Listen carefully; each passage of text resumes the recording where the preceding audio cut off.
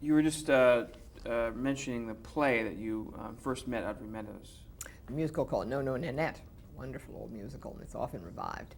Um, I guess we were all hired by the producer, Dennis Dufour, and I met Audrey on the train because we got stuck behind a troop train that was going to soldiers for Korea or whatever war that was. Yes, Korea. And so we were on there like a whole day longer, and then, you know, wandering around, we spotted each other as being actresses, and there was a third one, also Arlene Gray, also going to Louisville, and the three of us, you know, ate together and got chummy, and finally got to Louisville behind the troop train, and we had this marvelous production of No No Nanette. Audrey played opposite Gene Barry, who was on his way out to Hollywood, and he became famous after that. And we had Hal Roy, the fantastic tap dancer, and Jack Whiting, a big Broadway man, he was in it. And Grace McDonald came out of retirement to be in it, and it was just a great show, and I was so happy to be part of that, and to meet Audrey, and not knowing that a year later we'd really be working together.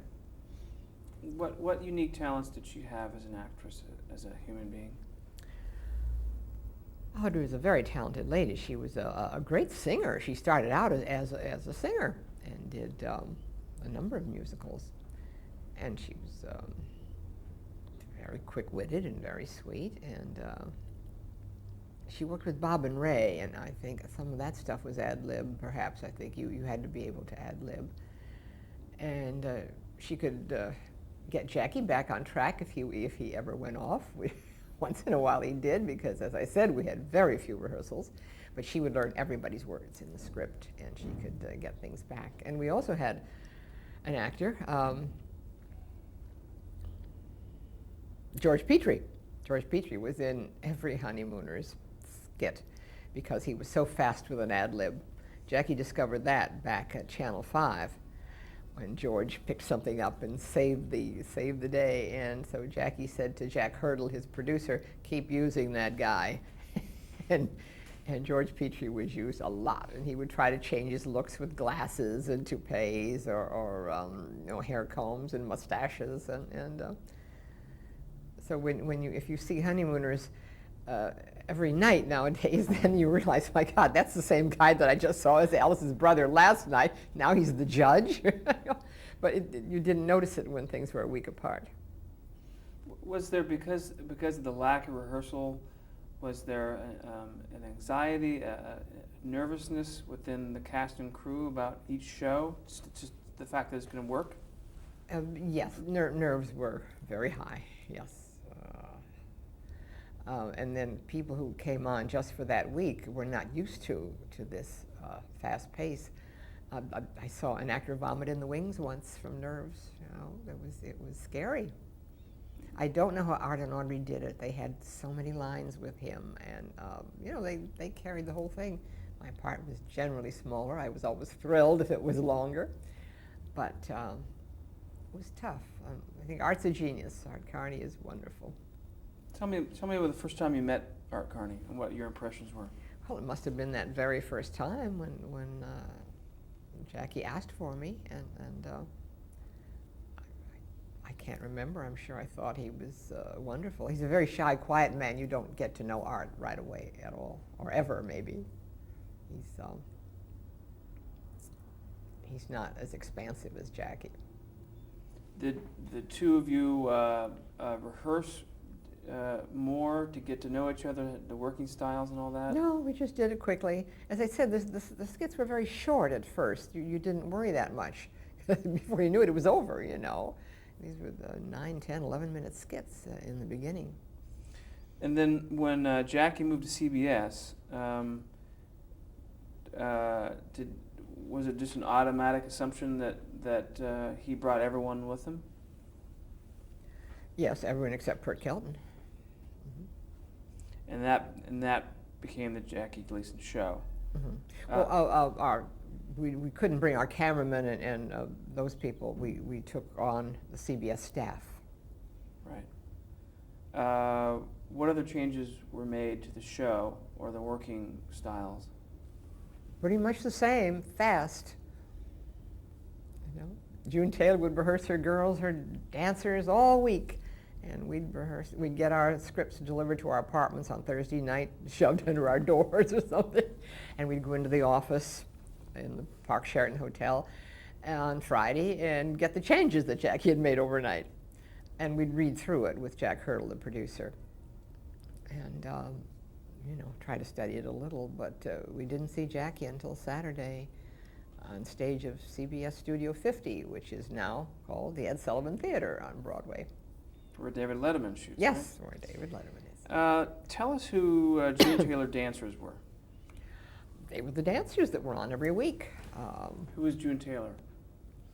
She was a wonderful choreographer, and her lead dancer, Marilyn Taylor, much later in life became Mrs. Jackie Gleason. There were a few other wives in between, but she did spend the final years with Jackie, and they were very happy. And Marilyn and June are wonderful gals. They live down in Florida now, still work. Amazing. What was special about June Taylor dancers?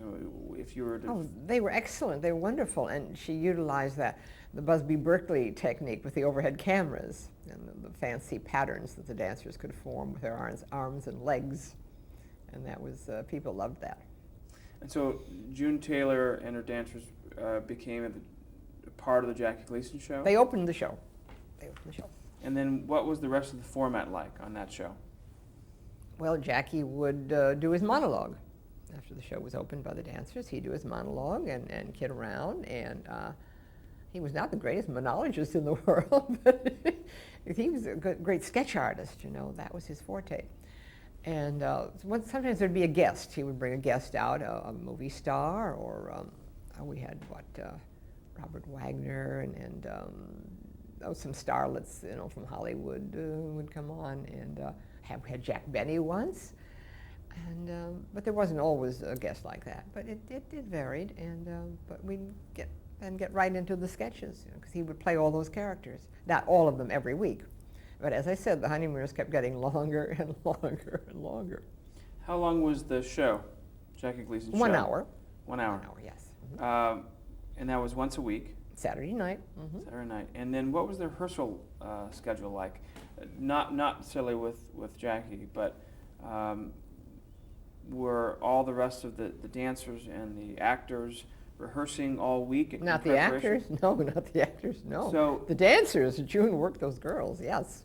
So no one else rehearsed without Jackie? We just waited for our scripts, and as I said, we went into the office on Friday to get the changes that had been made overnight and read through it, you know, and maybe the director would tell us something, you know, don't read a line that way, read it this way, though he didn't tell us much.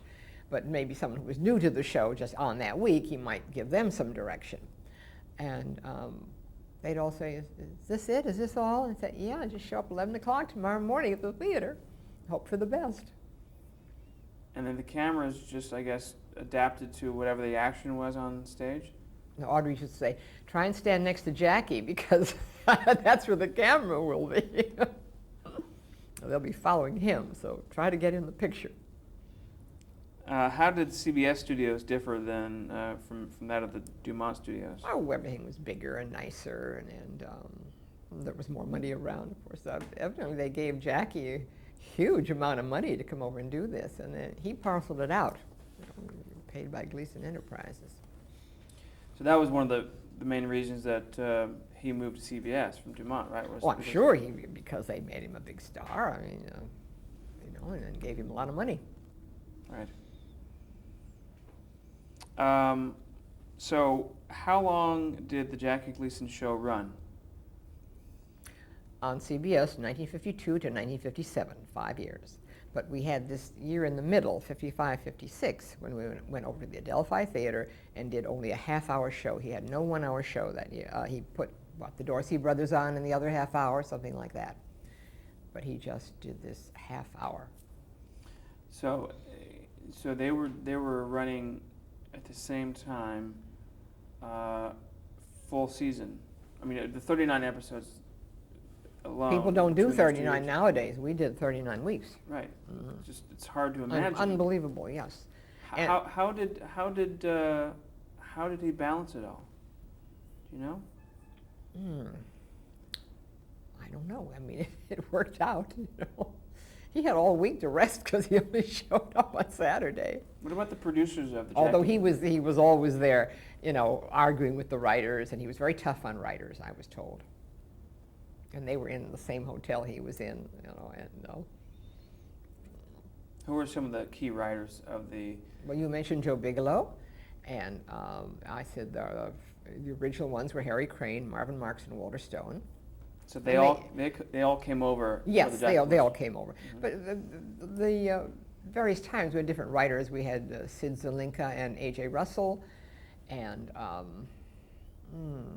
there were some others. I'm trying to think. Their names escape me, but I should dig out my tapes and look at the crawl at the end. But some came and went rather quickly. See if I can find any as you're thinking. There's one fellow who became quite big out in Hollywood, and he's still alive. Oh dear, what is his name? Oh, Marvin Marks, Walter Stone, Yeah. Leonard Stern. Leonard Stern, yes, has done a lot of things since Right. then. Wonderful guy, yes, very talented. Right. And then Jack Hurdle was the producer, And a long-time close friend of Jackie's. and Jack Filburn. Jack Philbin, also a long-time close friend of Jackie's. Did they really run the show when yes. Jackie wasn't there, and was the But eyes? behind the scenes, Jackie was running everything. Everyone deferred to him for everything, and he was always right. You know, he wasn't a schooled man, but he instinctively knew what was right theatrically. Describe the first show of the Honeymooners.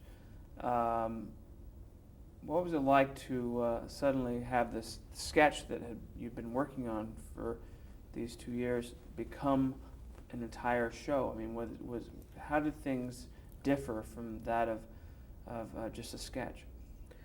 Well, we did it. We did them. We weren't working Saturdays. We did them Tuesday nights and Friday nights. So that was, you know, kind of tough to do them. But then around Christmas time, there was a big hiatus. And it didn't seem that well. Yeah, it was a half hour, but we had done longer. We'd done 45-minute ones, you know, before, so that didn't faze us. And it was wonderful. We had these cameras grinding away on the stage, and we just played out to the audience in this old Adelphi theater. Why 2 shows a week? I think he wanted to get it over with and then have a big hiatus to do something else, or rest, or whatever he did, you know. So these weren't live. Yes, oh yes, this is live. Doing an electronic cam was just a forerunner of tape. I mean, we were playing it live. We stopped only at the 15-minute break when they had to reload those 3 cameras that were positioned on the stage. But we still did it like a play for that audience sitting out there. We had huge audiences always, completely full house always. We were very popular by then. So you shot 2 episodes a week, half hour each, and there was only one break, which was the 15-minute, or did they have commercials? Was there a sponsor of the show? They somehow stuck those in after, I guess. I don't remember the commercials being there. Always when the 1 hour show, we always had the commercial people around, and you'd see them rehearse their stuff, but I don't remember that. They must have put them in later on, which I guess you could do with this Dumont electronic cam. Well, I think Buick was the sponsor. Yes, Buick was the sponsor. For at least a while. I'm not sure. Yes, quite a while Buick was with us. Right. And Buick wanted us to do a second year, and Jackie would not do it because he said the scripts are not that good enough. We can't get them funny enough and good enough to do another whole year of 39, you know. So we went back the final year, 56, 57, we were a 1 hour show again. Right. But I just want to go back to this 15-minute break right in the middle of the show.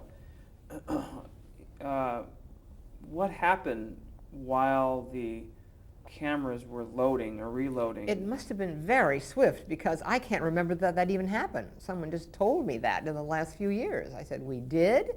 It you know, went by very quickly. Huh. And the audience accepted it. Yeah. Do you remember the shooting of the first episode?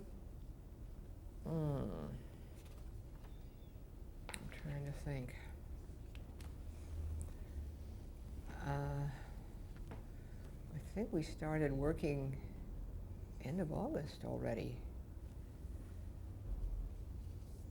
I'm trying to think, early September. I don't remember. I mean, the first week in September, we must have started doing two a week. In 1955. Yeah, and then in October 2nd, 1955, I got married. Congratulations. What was his name? Richard Charles. And we had to get married on a Sunday. That's the only day we had, you know. But that was a lovely wedding. But so you had quite the busy schedule. Yes. Getting married and working on this show twice a week. How many people do you think were in that audience? Gee, whatever the Adelphi held. A lot of people, though. Yeah, it was a medium-sized Broadway house. How were they selected? Whether they lined up, I don't know how he did it in those days, honestly. Maybe they just lined up. I don't know. Did it help the filming of the show? Did it help the pace of the show? Oh, sure. He always wanted to work with an audience. Yeah. But I guess if you were doing a live show, and let's say something was very funny, and the audience reacted longer than they should have, was there changes? Well, we were all stage trained. You tried to hold it and wait for the laugh, you know. Were there once in a while somebody would walk on it, you know, but that's live television. But did you ever have to cut lines in order to squeeze it into the show? Well, I guess the assistant director would let us know if we were long or short, and yeah, I think there's one of those Classic 39 that doesn't really end correctly. I believe there is one that didn't quite finish, and then there are several where he stretched, and he just the roller skating one we stretched at the end. The four of us sitting around the table in their crummy apartment, and talking about having skated, and he starts talking about, oh, those are the old days when we went to this ballroom and that ballroom, and so he and Art were good. They just pulled it out. All ad lib? Yeah. None of it was based on written material at that point if you had to stretch? No, if you had to stretch, it was ad lib. Jackie and Art and Audrey usually. Did the writers visit the set at all? Rarely. We hardly knew what they looked like. He didn't want them around. No. He was mean to them, sort of, and they weren't supposed to come around and say anything. So the scripts were delivered to you, and then approximately how much lead time did you have to read the script before you had to go on the air? We generally had them delivered to our apartments Thursday evening. And then we'd go into the office Friday afternoon to get the changes that Jackie had made. And sometimes it was a whole new script on Friday. And you'd run it a few times with Jack Hurdle and the whole cast, except Jackie was not there. And we would just wait to see him on Saturday. But you'd work at home, Once in a great while, I would go to Audrey's apartment and run lines. Amazing. You mentioned George Petrie as being a regular. I just want to mention a couple the guest actors. Jack Benny. Once. Mm-hmm. Once. Remember? Well, he was just doing something in the opening gambit with Jackie in the monologue. Frank Marth. Frank did a lot of supporting roles in it. He's on the West Coast, still working once in a while. The one we just talked about, George Petrie, did pass away not too long ago. But he had a running role with Mad About You. In the scenes where they were cutting their film and working on the film, and he was the old guy sitting there working on the film. That's George Petrie. The editor? Yeah. That's great. Mm-hmm. I just want to mention, you mentioned Joe Cates earlier. Just want to mention the function of a couple of these other people. Jack Philbin. Jack Philbin. Sorry, was the executive producer on the show, right? Did he appear? Was he there on set a lot? Was he interacting with you all? He was around, and maybe he was in Jackie's dressing room a lot. But he was, he was there. Frank Satenstein. Frank Satenstein was our CBS camera director back in the booth. He would call the shots. But Jackie was the real director of everything. Jackie ran the whole show. Right. Jack Hurdle. He was director and was he called producer and director? I guess they called him producer, but he directed it to some extent. He'd do what Jackie wanted, you know. He was a nice guy. I want to mention a couple of these episodes from the Honeymooners and just get any memories or thoughts about the filming of those particular episodes. TV or not TV, where Ralph and Ed share the purchase of a TV set. They bought a TV set. Do you remember that? Yeah, is that where then they're watching it late at night and they're falling asleep and watching Captain Video? I think so, and I think it's the series premiere, actually. Is it? Mm-hmm. Yeah. Any memories? Well, they could have run them any way they wanted to, right, you know, yeah. Seems to me the premiere was one I was not in, and I was very upset not to be on the first one. Sorry to mention it. That's all right. The Sleepwalker. That's good, because I have a bigger part in that. That's yes, right. yes. Mm-hmm. My Ed is sleepwalking and calling Lulu, the dog. Mm-hmm. That was a cute one. I liked that one, yeah. How did Art Carney sleepwalk on live TV without any mishaps? Well, maybe he was squinting and seeing where he was going, but he had no mishaps that I can remember. The one that he had in another skit, I forget which one, where the door didn't open. And after jiggling it a few times, he came in through the window.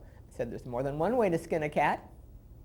So, Just a spontaneous decision. I guess. Mm-hmm. He had to get on that set. Let's talk a little more about Art Carney.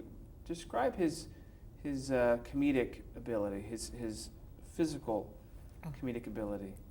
He's so fantastic. He can do anything, you know, just anything. Once in a while, he and Jackie would play Laurel and Hardy in rehearsal, and he can do it perfectly, just great. Art can do anything. He's done serious things since then, but he's just naturally a funny man, and it was the perfect foil for Jackie. I don't think that Mr. Gleason would have gotten as far as he did without Art Carney.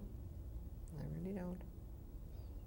Perfect match, huh? Mm-hmm. Another episode, Better Living Through TV, where Ralph and Ed go on TV to sell handy housewife helpers. Remember that episode? Well, this is actually where we see one of the few episodes we see the Nortons' apartment. Oh, we see our apartment in that one? Or were the two guys there's one where they're both in the twin beds, or were they in the living room? Do I come in and interrupt them? I'm trying to think. There's several where it's in my apartment. Yeah, I know. There's several, and I can't think. There's one where I'm fitting a dress on Art, and then I go off, and Jackie walks in and says, "Oh, hi, Trixie," and it's actually Art in the dress.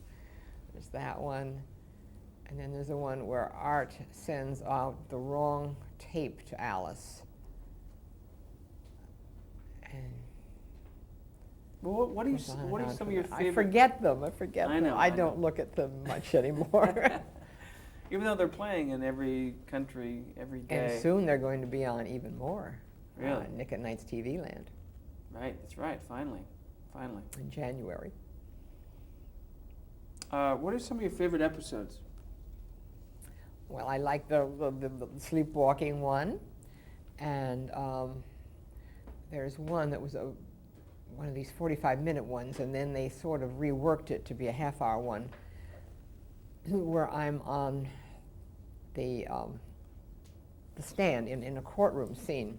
And the scene is still there in the 45-minute version, but when they did a shorter version of it to fit in one of the classic 39, they left this scene out, and it was so good. I'm on the stand, and they asked me my name, and I say Thelma Norton, and Carney goes, "Thelma?" He never knew his wife's real name. So I'm sorry that isn't in the shorter version. It's lost somewhere, huh? No, it's in the, yeah, if anybody shows the full 45-minute one, it's there. Yeah. What, was it a show that you think worked at a half an hour, or could it have been a longer show? Some of them, you know, they could expand them a little. If they had if they reworked one of those 45-minute ones to become a half-hour one, they just reworked it, cut it down a little. I mean, they cannibalize their own work, the writers. I mean, how many new ideas can they come up with, you know? Do you think that the pace of that show, which is the 2 episodes a week, contributed to Gleason not wanting to do more? I mean, do you think it was the pace that wore out the idea? Perhaps that was part of it, the pace. But he just felt that we couldn't come up with 39 more good scripts. And that was the main reason that was given. He wanted to go back to playing all those other characters. Were there any retakes at all during the filming of the There can't live? be. Can't be. Nothing. Yeah. So that was the main reason The Honeymooners ended. Mm-hmm. How did CBS feel about that? I don't know. I don't know. I think they were happy to have him in any way, shape, or form. You know? Did people then start to recognize you from A little Honeymooners? bit, sure, a little bit. We even did about a 3-week stint at the Paramount Theater. We did one of the sketches. I forget which one now it was, but it was one I was in because I know I was at the theater all day because we did it 4 times between the movie. It was some old Alan Ladd movie where he was a Mountie, you know, a Canadian Mountie. I remember the red costumes. But yeah, we were so popular that we had to do 2 or 3 weeks at the Paramount Theater. And still do our Saturday night show. They had police escorts on Saturday for us to get us to the theater. To, you know, between being on stage at the Paramount, we had to run and do our show. Wow. Yeah. Amazing. We'll take a break. Mm-hmm.